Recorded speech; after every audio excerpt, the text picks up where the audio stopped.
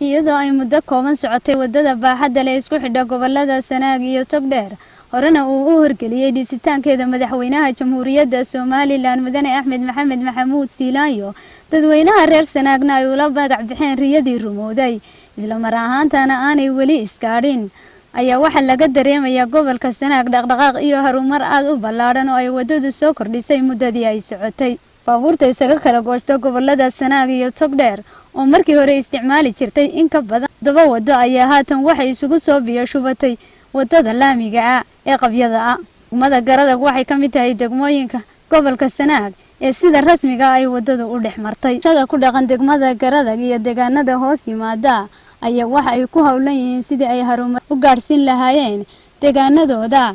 haddii ay heleen wadadii laamiga ahayd ee muddada dheer sugayeen iyaga oo ku mashquulsan dhinacyada wax soo saarka sida beeraha dhismayaasha iyo ganacsiga maamulka iyo mas'uuliyiinta degmada Garadag ayaa iyaguna waxay ka qayb qaataan horumar kasta iyaguna dhankooda ku hawlan dardargelinta iyo qaadaan ururinta wadada isku xidha gobolada Sanaag iyo Togdheer qaybteeda degmada Garadag dhanka kale maray telefishinka caalamiga ee Home Cable TV uu kurgalay habsami u socodka wadada isla mar ahaantaana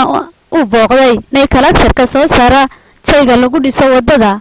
ee cadaad kulaale ayaa gebi ahaanba shaqadiisu waxay u socotay si xawliya sidoo kale goobaha ay wadadu ka socoto ee galbeedka degmada Garadag ayaa waxay u socotaa sidii loogu talagalay iyada oo degmada Garadagna dhinaca galbeed u dhaaftay in ka badan 35 kiiloomitir shaqaalaha ayaa waxay markasta heegan ugu jiraan hawl maalmeedkooda iyadoo xogta uu ku helay TV-ga Home Cable wasiirka wasaaradda howlaha guud iyo guriyeynta Jamhuuriyadda Soomaaliland wasiir Cali Mareexaan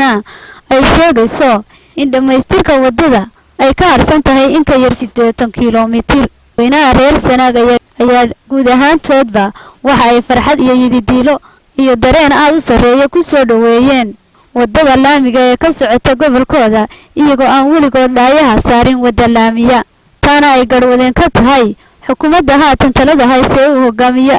Mudane Axmed Maxamed Maxamuud Siilaanyo Faraxa Cabdi Nuur telefishinka caalamiga ee Home Cable TV